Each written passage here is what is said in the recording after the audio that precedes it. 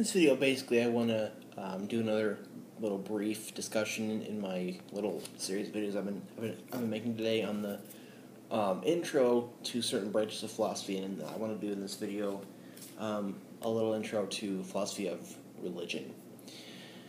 And some might ask, what is that, and if what kind of religions will we discuss, and what does religion have anything to do with philosophy?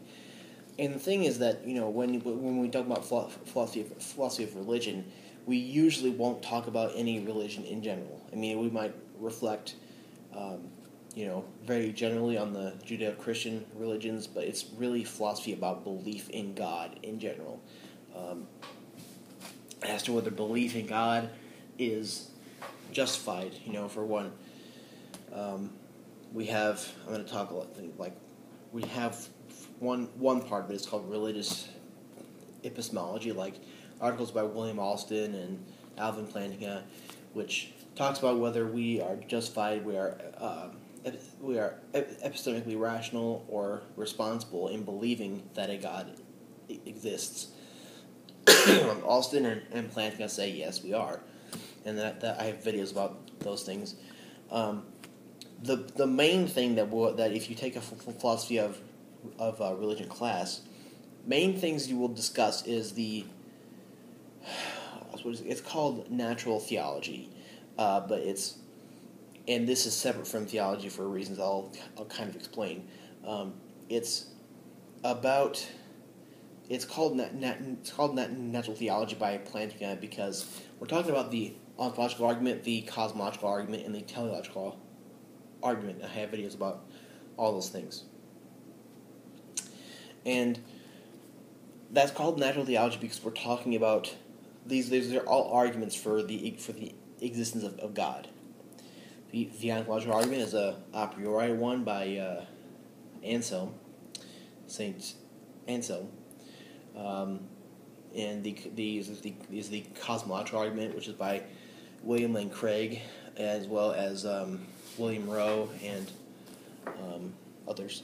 Then we have the teleological argument, which is the design argument by people like William Paley, and even towards the scientific version by Robin Collins, which I have videos about. All of those things. It's called natural theology because it's giving arguments as to why God exists, and atheists have given various arguments against those. And I guess my opinion about those things is that they're very important to look at and to read articles about, but they don't really help you in moving towards finding belief in God to be rational, because there's always going to be a kind of thing that atheists will not understand because they haven't seen anything. They have to see it to believe it. And arguing in that way that the natural theology does argue, it doesn't really get you. It doesn't really get you anywhere. Excuse me. Furthermore, we have arguments of religious experience, arguments about God, whether He's in time or outside of time, and talking about God's various properties like omniscience, omnibenevolence, omnipresence, and various other properties that He has, and talking about issues with those. And let's see if I missed anything I want to discuss here. I think I got most of it. Just to give you a little bit about it. The problem of evil with Hume and his dialogues concerning natural religion, because people say, well, how does God exist when since people die in hurricanes and people die in all these ways, and there's so much evil and bad things in the world? There's all these different kinds of arguments and discussions.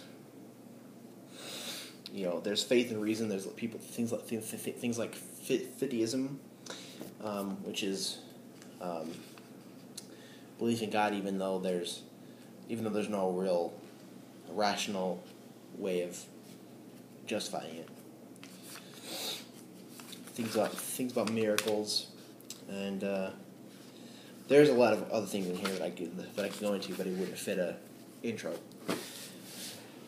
It's all arguments and discussions, which is giving problems towards the